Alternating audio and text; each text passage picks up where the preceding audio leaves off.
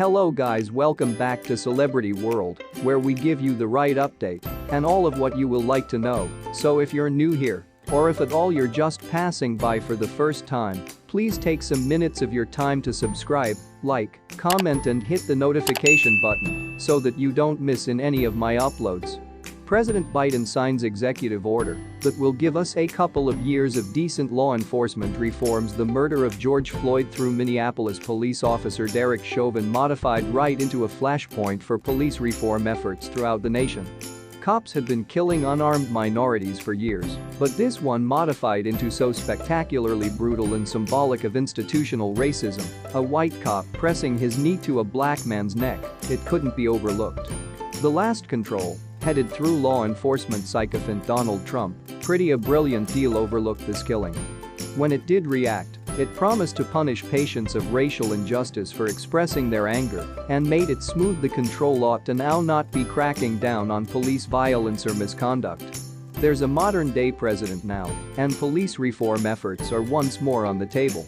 President Biden has issued a government order instituting a number of useful, if limited, law enforcement reforms that must, at least as long as he remains in administrative center, result in more responsibility than we've seen to date.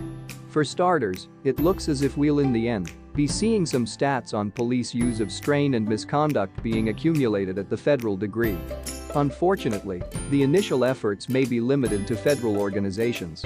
This is a few aspect the DOJ has been typically uninterested in gathering for max the last decades, irrespective of periodic assurances from the FBI that it'll deliver out another mass electronic mail reminding close by law enforcement organizations to make a contribution facts with inside the occasion that they enjoy like it.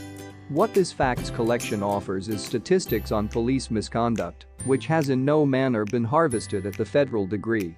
Again, the simplest organizations required to make a contribution are federal organizations, but probably the DOJ can comply with some shape of pressure to ensure more contributions, in all likelihood through tying federal offers to participation. Whether or not the DOJ can communicate the locals into sending records, we'll at least have a pretty whole view of misconduct at the federal degree. The DOJ is also tasked with ensuring more participation with inside the long-ignored use of strain database the FBI has barely stricken to oversee for 20 years. The biggest obstacle is in all likelihood we don't want to. A few aspect that's going to be difficult to conquer at the same time as participation is voluntary, and there are few options the DOJ can set up that wouldn't result in some 10th Amendment issues. There are also some quasi-bans of controversial techniques like chokeholds and no-knock warrants.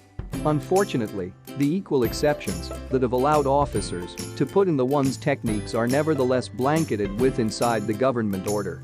Chokeholds are banned except in which the use of deadly strain is authorized through law.